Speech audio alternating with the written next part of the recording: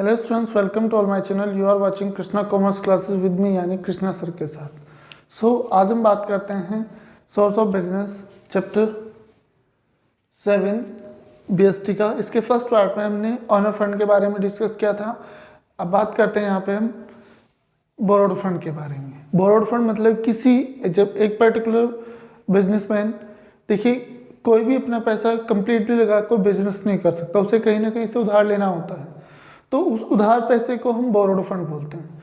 तो borrowed fund यहाँ से सबसे पहले कॉन्सेप्ट की बात करें तो बोरोड फंड क्लियर हुआ, यानी कि किसी और से पैसा उधार लेना। अब हम एक कंपनी कितने तरीके से पैसा उधार ले सकती है। एक कंपनी सबसे पहले trade credit, public deposit, debenture, commercial bank and ICD, यानी इंटर कॉर्पोरेट डिपॉजिट, उनसे वो पैसे उधार ले सकती है। तो सबसे पहले बात करेंगे हम यहाँ पे ट्रेड क्रेडिट के बारे में। ट्रेड क्रेडिट क्या है? ट्रेड क्रेडिट एक तरह का शॉर्ट टर्म लोन है, जो शॉर्ट टर्म बोरोविंग कह सकते हैं।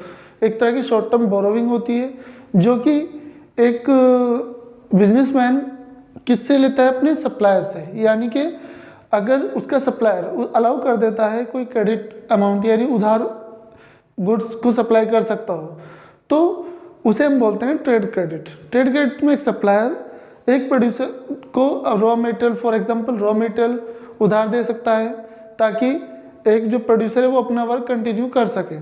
क्योंकि यहाँ पे अगर पैसे की कमी से क्या हो सकता है, आपका बिजनेस भी रुक सकता है, यानी प्रोडक्शन रुक सकता है। तो उस प्रोडक्शन को ना रोके, इस वजह से हम क्या करते हैं, ट्रेड क्रेडिट अलाउ कर देते हैं। यानी हमारे जो सप्लायर है उनसे हम रिक्वेस्ट कर सकते हैं कि भाई आप हमें उधार दे दीजिए। सप्लायर जब हमारा माल प्रोड्यूस हो जाएगा हम उसे सेल करके आपको दे देंगे। तो सबसे पहले ट्रेड क्रेडिट की एक बात और, ट्रेड क्रेडिट डिपेंड करता है हमारे कुछ कंडीशन पे। जैसे हमारा बिजनेस जो फर्म है उसका साइज क्या है, किस नेचर की है, और हमारी जो क्रेडिट वर्थनेस है वो क्या है।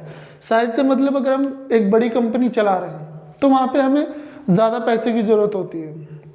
उस पैसे को completely working capital, for example raw material, मैंने अभी बोला था, रॉ मटेरियल को हम कंटिन्यू करने के लिए क्या करेंगे, सप्लायर को फ़ोन कर देते हैं, भाई आप इतना माल सेंड कर दीजिए, तो वो हमारा आ जाता है ट्रेड क्रेडिट। ट्रेड क्रेडिट की कुछ मेरिट्स और डिमेरिट्स भी होती है। यानी मेरिट्स कौन सी होती है ट्रेड क्रेडिट की? सबसे पहले आता है रीडली अवेलेबल। यानी अगर हम रीडली अवेलेबल की बात करें तो यहाँ पे कोई एक स्पेशल एफर्ट नहीं लगाना होता है। जब हम एक कंटिन्यू शॉप से गुड्स खरीद रहे हैं तो इतना ट्रस्ट शॉपकीपर हमारे पे कर सकता है, तो यहाँ से रेडली अवेलेबल हो जाता है। उसके लिए कोई स्पेशल एफर्ट प्रोड्यूसर को नहीं करना होता है। सेकंड थिंग्स बात करते हैं फ्लेक्सिबल की बात अगर हम यहाँ पे करें, फ्लेक्सिबल क्या होता है? फ्लेक्सिबल मतलब कोई रूल एंड रेगुलेशन नहीं है, सीधी सी बात है, बस एक इमेज वाली बात हो जाती है कि हमारी मार्केट में इमेज अच्छी है तो कोई भी हमें उधार दे सकता है। तो फ्लेक्सिबिलिटी में यह आ जाता है। एंड थर्ड वन आता है नो फ्लोटेशन कॉस्ट। जैसे हम शेयर इशू करते हैं, कंपनी अगर शेयर इशू करेगी छोटे छोटे काम के लिए तो उसमें फ्लोटेशन कॉस्ट भी आती है, यानी उन्हें शेयर को इशू करने में खर्चा आता है, वो हमारी आती है फ्लोटेशन कॉस्ट। और जब हम किसी से उधार ले रहे हैं बिना किसी सिक्योरिटी के, तो वहाँ पे कोई फ्लोटेशन कॉस्ट का कोई मतलब नहीं होता है। फिर बात करते हैं वहीं पे लिमिट्स की। कुछ लिमिट्स होती है, यानी इंक्रीजिंग प्राइस। समटाइम जब हम एक ही पर्टिकुलर शॉप से माल उधार ले रहे हैं तो उसमें कंडीशन हो जाती है क्या, कि ये लोग कभी पैसा एक्सेस प्राइस भी दे सकते हैं हमें। एक्सेस प्राइस से मतलब भाई शॉपकीपर को ये कंफर्म हो गया है कि अब वो आप ही से उधार लेगा। जब आपसे उधार लेगा और कहीं से उधार नहीं मिलेगा तो क्या होगा, शॉपकीपर गुड्स के रेट को चेंज कर सकता है, यानी बढ़ा सकता है, तो उसमें प्राइस बढ़ सकता है। दूसरी बात है लीगल एक्शन, यानी वो कंपनी के अगेंस्ट लीगल एक्शन भी ले सकता है अगर आप टाइमली उसे पेमेंट नहीं करेंगे। बात करते हैं उसके बाद जो सेकंड थिंग्स आती है वो आती है हमारी पब्लिक डिपॉजिट। सेकंड थिंग्स पैसा कहाँ से ले सकते हैं हम? पब्लिक डिपॉजिट से। पब्लिक डिपॉजिट से यानी कंपनी पब्लिक्स को इन्वाइट कर सकती है कि वह हमारी कंपनी में इन्वेस्ट कर सकते हैं, तो वो उनके डिपॉजिट को एक्सेप्ट करके अपने बिजनेस को चला सकती है। वो आ जाता है हमारा यहाँ से पब्लिक डिपॉजिट में। अब पब्लिक डिपॉजिट में अगर फीचर की बात करें तो फीचर्स सबसे पहले फीचर आती है अनसिक्योर्ड, क्योंकि हमें इसके लिए कोई सिक्योरिटी नहीं देनी, तो इस तरह का जो डिपॉजिट कंपनी एक्सेप्ट करती है यानी आम जनता से पैसा लेती है उधार, वो अनसिक्योर्ड होता है। दूसरा आता है फाइनेंस ऑफ वर्किंग कैपिटल। एक बड़ी अमाउंट के लिए कंपनी कभी पैसा पब्लिक डिपॉजिट से नहीं लेती है, एक बड़ी अमाउंट चाहिए होती है तो वो क्या करती है, कंपनी शेयर या डिबेंचर इशू कर सकती है, तो वहाँ के लिए हमारा finance of working capital second point, यानी वर्किंग कैपिटल रोज के जो खर्चे हैं उनके लिए भी कभी कभी कंपनी इतना पैसा मंगा सकती है। दूसरी बात है टाइम पीरियड। अगर हम टाइम पीरियड की बात करें यहाँ पे, तो टाइम पीरियड बेसिकली जो होता है वो 5 मंथ, 6 मंथ, 3 मंथ इस तरह का हो सकता है, यानी 6 महीने। मैंने पहले ही बताया था ये क्या है, शॉर्ट टर्म लोन है, तो 6 महीने तक उधार लिया जा सकता है। एंड नेक्स्ट वन आ जाता है यहीं पे हमारा सिंपल प्रोसीजर टू राइज। इसमें कोई स्पेशल प्रोसीजर नहीं कंपनी को करना पड़ता है, वो इजीली क्या है पब्लिक से डिपॉजिट एक्सेप्ट कर सकती है। उसके बाद है रीपेमेंट। रीपेमेंट यानी विद इन 1 ईयर कंपनी को उसका रीपेमेंट करना होता है, यानी दोबारा से जिससे हमने पैसा लिया उसे पेमेंट करना, वो रीपेमेंट में आ जाता है। यहीं पे अगर इसकी बात करें कुछ मेरिट्स हैं। मेरिट्स में सिंपल सबसे पहला आता है मेरिट्स ऑफ पब्लिक डिपॉजिट में सिंपल प्रोसीजर। इसका कोई स्पेशल मैंने अभी पता जब हम स्टार्टिंग में नेचर पढ़ा कि इसका कोई स्पेशल प्रोसीजर नहीं होता, सिंपली हमें इजी हो जाता है पब्लिक से एक्सेप्ट करना, यानी इनवाइट करना, न्यूज़पेपर में ऐड देके आप पब्लिक से डिपॉजिट एक्सेप्ट कर सकते हो सिंपली, और तो इसमें कोई ज़्यादा प्रोसीजर नहीं होता है। सेकंड थिंग कि हमें इकोनॉमिकल पड़ जाता है। क्यों पड़ जाता है? क्योंकि हमें इसके लिए कोई स्पेशल चार्ज नहीं देना पड़ता है। जैसे शेयर इशू करने के लिए हमें क्या देना पड़ता है, फ्लोटेशन कॉस्ट, तो यहाँ पे हमें कोई फ्लोटेशन, कोई मीडिएटर या कोई ब्रोकर भी अपॉइंट नहीं करना होता। थर्ड वन आता है no security. Company public deposit के लिए कोई सिक्योरिटी पे नहीं करती है, यानी आपकी मर्जी है भाई, आप इन्वेस्ट कर सकते हैं, आप पैसे देना चाहते हो तो दे दीजिए, अदरवाइज आपकी मर्जी है। हम आपको एक पर्टिकुलर इंटरेस्ट, उसमें हाई इंटरेस्ट होता है कि एक पर्टिकुलर इंटरेस्ट है 10%, 5%, वो हम आपको पे करेंगे, इससे ज़्यादा हम कुछ नहीं देंगे आपको, ना आपसे कोई हम सिक्योरिटी देंगे आपको। उसके बाद आता है रिडक्शन इन टैक्सेशन, यानी जो हमारी टैक्स लाइबिलिटीज़ है वो हमारी रिड्यूस हो जाती है, क्योंकि हम जब भी उधार पे इंटरेस्ट पे करते हैं तो एज ए टैक्सेशन रूल्स के अकॉर्डिंग हम उस इंटरेस्ट को प्रॉफिट में से डिडक्ट करके दिखाते हैं, यानी उसे एज ए एक्सपेंस दिखाते हैं, और जब वो एज ए एक्सपेंस होता है तो प्रॉफिट से रिड्यूस हो जाता है, यानी प्रॉफिट कम हो जाता है तो हमें फिर टैक्स भी कम देना पड़ता है। उसके बाद आता है फ्लेक्सिबिलिटीज़, यानी इसमें फ्लेक्सिबिलिटीज़, यहाँ पे फ्लेक्सिबिलिटीज़ का जो इशू है वो रहता है हमारे फ्लेक्सिबिलिटी चेंज होने का। आप अपने अकॉर्डिंग पब्लिक डिपॉजिट एक्सेप्ट कर सकते हो, आपको ज़्यादा पैसे चाहिए तो ज़्यादा एक्सेप्ट कर सकते हो, कम चाहिए तो कम एक्सेप्ट कर सकते हो। उसके बाद आता है इसी में हमारा नो डिल्यूशन और कंट्रोल, यानी हम आम जनता जो पैसा एक्सेप्ट करते हैं उसमें अपना कंट्रोल नहीं खोते हैं, पूरा कंट्रोल कंपनी का मैनेजमेंट का रहता है। वहाँ पे हम अपने ऑनरशिप को नहीं डिवाइड कर, जैसे हमने शेयर में पढ़ा था कि इक्विटी शेयर वाले शेयर होल्डर हो जाते हैं, शेयर होल्डर जो होंगे वो कंपनी के ऑनर बन जाते हैं। यहाँ ऐसा नहीं है, सिर्फ पैसा लेते हैं, उन्हें इंटरेस्ट या एक पर्टिकुलर अमाउंट उन्हें पे करते हैं और कुछ नहीं, अपना कोई कंट्रोल नहीं टेक ओवर करते हैं। दूसरी बात करते हैं यहाँ पे कुछ डिमेरिट्स की, कि आप एक लिमिटेड, फर्स्ट ऑफ ऑल आता है लिमिटेड अमाउंट, यानी एक पर्टिकुलर अमाउंट ही आप यहाँ से एक तरह से डिपॉजिट एक्सेप्ट कर सकते हो, ज़्यादा नहीं। दूसरी बात होती है अनसर्टेनिटी, यहाँ पे कुछ कंडीशन आ जाती है अनसर्टेनिटी। आपने पब्लिक डिपॉजिट एक्सेप्ट किया इस सोच के कि हमें बहुत अच्छा प्रॉफिट होगा, बट अनसर्टेन फ्यूचर में तो कंफर्म नहीं होता है कि भाई प्रॉफिट होगा नहीं होगा, तो यहाँ पे अनसर्टेनिटी की कंडीशन बन जाती है। एंड नेक्स्ट वन होता है आपका suitable for short term finance, जब शॉर्ट टर्म बोरोइंग तो शॉर्ट टर्म फाइनेंस के लिए ही सुटेबल होगा। नेक्स्ट वन होता है hindrance to growth of capital market, इससे हमारा क्या होगा कि अगर हमारी मार्केट कंडीशन अच्छी भी नहीं है तब भी हम इजीली पैसा ले सकते हैं, बट यहाँ पे ध्यान रखना है क्या, hindrance to growth of capital market, यानी कि उस टाइम पे आपकी मार्केट पोजीशन, गुडविल जो है, इमेज जो है आपकी अच्छी होनी चाहिए। नेक्स्ट वन आता है सुटेबल फॉर नॉन, जो आ जाता है नेक्स्ट पॉइंट की बात करें अगर हम, not suitable for new concern. भाई न्यू कंसर्न को कोई पैसा नहीं देना चाहता। देखिए सीधी सी बात है, क्या होगा कि अगर कंपनी पहले से चल रही है तो उसकी एक मार्केट में इमेज बनी रहती है, और मार्केट में जब इमेज बनी रहती है तो आपको पैसा इजी मिल सकता है। पर अगर आप नई कंपनी लगा रहे हो तो वहाँ पे आप आम जनता से पैसे मांगे तो वो क्यों देंगे आपको। तो नेक्स्ट में आता है not suitable. Suitable for conservative investor, ये उनके लिए सूटेबल होता है जो कंजर्वेटिव इन्वेस्टर होते हैं। कंजर्वेटिव इन्वेस्टर से मतलब जो लॉस को बहुत ज़्यादा ध्यान में रखते हैं, प्रॉफिट को इग्नोर करते हैं, वे लोग, उनके लिए ज़्यादा है कि भाई हमारा पैसा डूबना नहीं चाहिए, बस एक पर्टिकुलर मिल रहा है, हमें कम मिल रहा है, हम खुश हैं। हम ज़्यादा इन्वेस्ट करेंगे तो ज़्यादा लॉस होने के चांसेस रहते हैं। नेक्स्ट में आता है डिबेंचर। अगर हम डिबेंचर की बात करें तो बात करते हैं यहाँ पे डिबेंचर की। डिबेंचर क्या है? डिबेंचर भी एक इंस्ट्रूमेंट ही होता है, यानी कंपनी जब फंड राइज करना चाहती है लॉन्ग टर्म के लिए, ध्यान रखना है अभी तक हम पढ़ रहे थे शॉर्ट टर्म के लिए, और ये आ जाता है आपका लॉन्ग टर्म के लिए। लॉन्ग टर्म के लिए जो कंपनी फाइनेंस जनरेट करना चाहती है, फंड राइज करना चाहती है, तो वो कंडीशन आपकी डिबेंचर कहलाती है। इंस्ट्रूमेंट को हम क्या कहते हैं? डिबेंचर। डिबेंचर की फीचर्स क्या है? Debenture as a borrowed fund होता है, बोरोड फंड से मतलब उधार लिया हुआ पैसा होता है। एंड नेक्स्ट में फिक्स रेट ऑफ इंटरेस्ट, इनको एक पर्टिकुलर इंटरेस्ट पे किया जाता है, एक जैसे मंथली हम इनको 10% या 20% जितना भी इंटरेस्ट कंपनी उस टाइम पे एग्रीमेंट के टाइम पे शो करती है, बताती है कि भाई हम आपको 10% 15% देंगे या प्रॉफिट का इतना पार्ट देंगे, वो इनको पे करना होता है। नेक्स्ट थिंग आ जाती है इनमें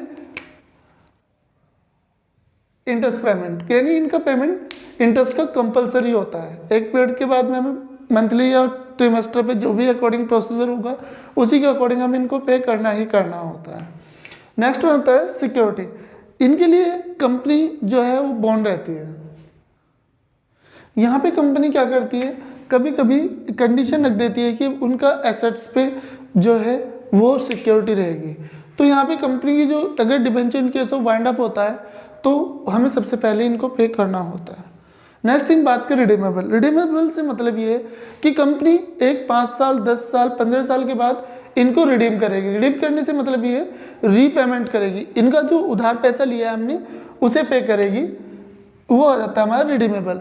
नेक्स्ट थिंग आ जाती है हमारी नो वोटिंग राइट। इनकी जो फीचर्स की बात करें तो इन्हें कोई वोटिंग राइट नहीं होता है। जैसे इक्विटी शेयर वाले होते हैं उनका अपना वोट होता है, वे इंटरफेयर कर सकते हैं मैनेजमेंट में, पर ये इंटरफेयर नहीं कर सकते। ये सिंपली अपने सिर्फ इनका इंटरेस्ट से मतलब होता है। अपॉइंटमेंट ऑफ ट्रस्टी, इनको जो अपॉइंट करता है वो ट्रस्टी होता है। अगर बात करें इनकी मेरिट्स की तो सबसे पहले मेरिट की बात करें तो लो कॉस्ट। अगर हम मेरिट की बात करते हैं यहाँ पे मेरिट की बात करें तो फर्स्ट आता है लो कॉस्ट। कंपनी को ये फायदा होता है कि इन्हें एडिशनल कुछ नहीं देना है, सिर्फ इनके इंटरेस्ट से मतलब होता है। तो इनकी जो कॉस्ट होती है वो इक्विटी के बजाय कॉस्ट कम होती है। उसकी बात करें no dilution of control. No dilution of control simply इनका कोई कंट्रोल कंपनी पे नहीं रहेगा, ये अपने से पैसे और अपने इंटरेस्ट से मतलब रखते हैं। थर्ड वन आता है attend long number of investment, यानी एक यहाँ जो इन्वेस्टर हैं ज़्यादा से ज़्यादा जो इन्वेस्टर वो इन्वेस्ट कर सकते हैं। एक आता है इंटरेस्ट ट्रीटेड एज एक्सपेंसेस, यानी यहाँ पे जो इन्हें इंटरेस्ट पे किया जाता है वो एज ए एक्सपेंस की तरह ट्रीट किया जाता है। लो रेट ऑफ इंटरेस्ट, इनका जो रेट ऑफ इंटरेस्ट होता है वो लो रहता है, यानी इनको एक फिक्स अमाउंट, जैसे आप सिंपली मान लीजिए आप हम यहाँ पे 10% दे रहे हैं तो पे सिंपली इनको एक पर्टिकुलर अमाउंट से इंटरेस्ट पे कर सकते हैं। उसके बाद आती है फ्लेक्सिबिलिटी। फ्लेक्सिबिलिटी मतलब ये डिबेंचर पे डिपेंड करता है कि कब तक रखेंगे। कंपनी चाहे तो इन्हें पे कर सकती है, या आपका एक तरह से कह सकते हैं कि रीपेमेंट कंपनी की फ्लेक्सिबिलिटी पे डिपेंड करता है। डिमेरिट्स की बात करें तो सबसे पहले आता है फिक्स्ड ऑब्लिगेशन। इनका जो ऑब्लिगेशन होता है वो इनकी जो फेस वैल्यू है डिबेंचर की सिर्फ वहीं तक रहता है। नेक्स्ट थिंग आता है रिडम्पशन इन क्रेडिबिलिटी, यानी अगर आप ज़्यादा डिबेंचर इशू करते हो या कंपनी ज़्यादा डिबेंचर इशू कर देती है तो मार्केट में उनकी जो क्रेडिबिलिटी है वो कम हो जाती है। कम क्यों हो जाती है? क्योंकि इमेज वो होगी कि पहले इन्होंने शेयर भी इशू किए हुए हैं इतने, और उसके बाद में उधार भी इन पे इतना हुआ है। उसके बाद आता है change on assets, charge on assets. मैंने भी बताया था कि कुछ कंडीशन में क्या होता है, डिबेंचर का जो चार्ज है वो एसेट्स पर भी पड़ता है। एंड नेक्स्ट वन होता है इनका कोई वोटिंग राइट नहीं होता है, सिंपली इन्हें सिर्फ अपने इंटरेस्ट से मतलब होगा, कोई वोटिंग राइट इनको नहीं होता जैसे इक्विटी वालों को होता है। उसके बाद बात करते हैं यहीं पे हम कमर्शियल बैंक। अब कमर्शियल बैंक कौन से होते हैं, नेक्स्ट थिंग जो मैंने बताया था, यानी कमर्शियल बैंक। कमर्शियल बैंक कौन से होते हैं, कमर्शियल बैंक वो होते हैं जो कस्टमर से अपने जो शेयर अकाउंट होल्डर है उनसे डिपॉजिट एक्सेप्ट करते हैं और किसे प्रोवाइड कराते हैं, कंपनीज को जिन्हें उनकी ज़रूरत होती है, यानी कंपनी को मोबिलाइज करके कंपनी तक पैसा पहुंचाने का काम जो करता है मीडिएटर का, वो कमर्शियल बैंक करते हैं। तो कमर्शियल बैंक की अगर हम बात करें कि क्या क्या मेरिट्स हो सकती है, अगर हम कमर्शियल बैंक के मेरिट के बारे में बात करें तो मेरिट में कुछ ज़्यादा कुछ खास नहीं होता है इसकी मेरिट में सबसे पहले आता है कि ये जब फंड जिसके पास एक्स्ट्रा फंड है उसे एक्सेप्ट करते हैं और जिसे ज़रूरत होती है उसे प्रोवाइड करा देते हैं। और इस तरह ये बोरोवर जो भी हम ये फंड उधार लेते हैं, अगर हमारी कंपनी किसी बैंक से पैसा उधार लेती है तो उसकी जो डाटा है उसे कॉन्फिडेंशियल रखती है। तीसरी बात ये होती है कि कोई फॉर्मेलिटी ज़्यादा नहीं होती, सिर्फ बैंक के लिए अपनी रेस्पॉन्सिबिलिटी यानी एक सिक्योरिटी देनी होती है उन्हें, और ये एक तरह का शॉर्ट टर्म लोन होता है क्योंकि long term loan easily bank commercial bank company को नहीं देते हैं। ये शॉर्ट टर्म यानी 1 साल 2 साल के लिए आपको लोन प्रोवाइड कराते हैं। नेक्स्ट थिंग अगर बात करें यहाँ पे मेरिट्स की तो इट इज़ वेरी फ्लेक्सिबल, तो यहाँ पे बस यही मेरिट्स है। डिमेरिट्स की बात करें तो डिमेरिट्स होती है fund are generally available of the short period. यहाँ से मैंने अभी बताया कि लॉन्ग टर्म के लिए हम क्या फंड राइज नहीं कर सकते, सिर्फ शॉर्ट टर्म के लिए कर सकते हैं। दूसरा, in case of some bank put restriction, यानी कभी कभी क्या होता है कि बैंक रेस्ट्रिक्शन भी लगा सकता है हमारे बिजनेस पे लोन रिकवर करने के, यानी रीपेमेंट के लिए प्रेशराइज कर सकता है, तो वो उसकी डिमेरिट्स में आ जाता है। इसके बाद हम बात करते हैं, तो यहाँ पे हम बात कर रहे हैं सबसे पहले ये हमारे कवर हमने trade credit, public deposit, debenture, commercial bank, ये सब कवर कर लिया है। अब बात करते हैं यहाँ पे आईसीडी। कमर्शियल बैंक के साथ साथ इसमें एक चीज़ और आई थी, कमर्शियल बैंक तो बैंक ही हो गए, बट अगर कुछ फाइनेंशियल इंस्टीट्यूशन फॉर एग्जांपल जैसे मुथूट फाइनेंस या इस तरह की कोई भी कंपनी जो एक तरह के लोन प्रोवाइडर कंपनीज है, वो आपका कुछ उन कंपनियों से भी आप पैसा ले सकते हो। उनकी मेरिट्स क्या होती है, सबसे पहले लॉन्ग टर्म फाइनेंस करने के लिए हम दूसरी फाइनेंशियल कंपनी पर डिपेंड हो सकते हैं।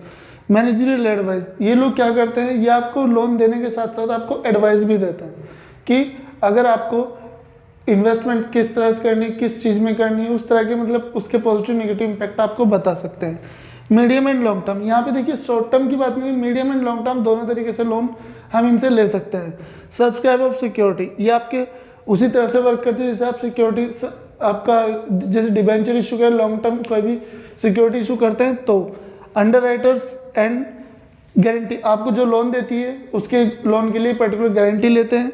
And loan foreign currency, in case of आप फॉरेन से बिजनेस इंपोर्ट एक्सपोर्ट करते हो तो वहाँ पे आपको फॉरेन करेंसी में भी ये लोन प्रोवाइड करा सकते हैं। इसकी अगर कुछ लिमिटेशन की बात करें तो limitation of financial institution, limitation of financial institution क्या है कि ये जो कुछ बहुत ज़्यादा फॉर्मेलिटी पूरी करते हैं, इनमें पेपर वर्क बहुत ज़्यादा फुलफिल करना होता है, इनका क्राइटेरिया कुछ रेस्ट्रिक्शन होती है, तो वो इनकी कुछ लिमिटेशन में आ जाता है। उसके बाद बात करते हैं आईसीडी यानी inter corporate deposit. Inter corporate deposit क्या होता है आपका, जब एक कंपनी दूसरी कंपनी से लोन लेती है एज ए लोन, वो शॉर्ट टर्म के लिए, ध्यान रखना है कमर्शियल बैंक से उसमें हमने शॉर्ट टर्म के लिए किया था, जो कि फाइनेंशियल इंस्टीट्यूशन है वो लॉन्ग टर्म के लिए आता है, और आईसीडी ये हमारे शॉर्ट टर्म के लिए आता है, यानी एक कंपनी दूसरी कंपनी को शॉर्ट टर्म के लिए लोन दे सकती है यानी पैसा दे सकती है। उसके हमारे 3 तरीके होते हैं, जैसे 3 month, 6 month and call deposit, कि कंपनी 3 महीने के लिए पैसा ले सकती है तो उसे 3 महीने के बाद उसे पेमेंट करना होगा। दूसरी बात 6 महीने के लिए ले सकते हो। ये कॉल डिपॉजिट, कॉल डिपॉजिट होता है फॉर सम डेज या कह सकते हो ऑन कॉल आपको कंपनी पे कर सकती है, आपको बड़ी ट्रांजेक्शन करनी हो। ये ज़्यादातर कॉल मनी, कॉल डिपॉजिट, ये आपका वर्ड यूज़ होता है, इकोनॉमिक्स में आपने पढ़ा होगा कि कुछ समय के लिए इस पर जो इंटरेस्ट होता है बहुत हाई होता है, तो ये कुछ समय के लिए एक तरह का लोन प्रोवाइड कराता है। यहाँ पे आपको अगर वीडियो अच्छी लगे तो लाइक करें, शेयर करें, अगर मेरे चैनल पे नए हैं तो प्लीज़ सब्सक्राइब करें। Thank you very much.